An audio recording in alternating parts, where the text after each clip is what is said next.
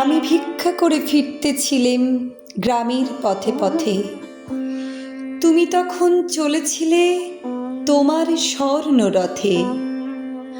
অপূর্ব এক স্বপ্ন সম লাগতেছিল চক্ষে মম।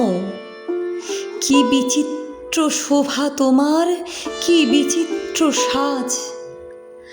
আমি মনে ভাবতেছিলেম, এ কোন মহারাজ। আজি শুভক্ষণে রাত পোহালো, ভেবেছিলেম তবে আজ আমারে দ্বারে দ্বারে ফিরতে নাহি হবে।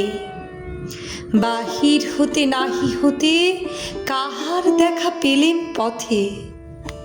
চলিতে রথ ধন ধান্য ছড়াবে দুই ধারে। মুঠা মুঠা কুড়িয়ে নেব, নেব ভারে ভারে। দেখি সহসা রথ থেমে গেল আমার কাছে এসে। আমার মুখ পানে চেয়ে নামলে তুমি হেসে। দেখে মুখের প্রসন্নতা জুড়িয়ে গেল সকল ব্যথা। হেনকালে কিসের লাগি তুমি অকস্মাৎ আমায় কিছু দাও গো বলে বাড়িয়ে দিলে হাত।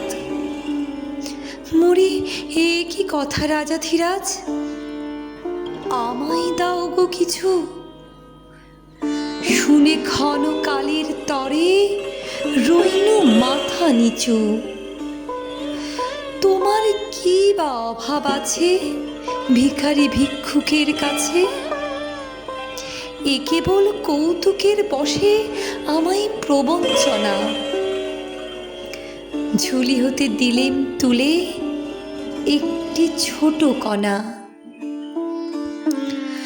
যবে পাত্রখানি ঘরে এনে উজাড় করি, এ কি ভিক্ষা মাঝে একটি ছোট সোনার কণা দেখি। দিলেন যা রাজ ভিখারি রে, স্বর্ণ হয়ে এলো ফিরে।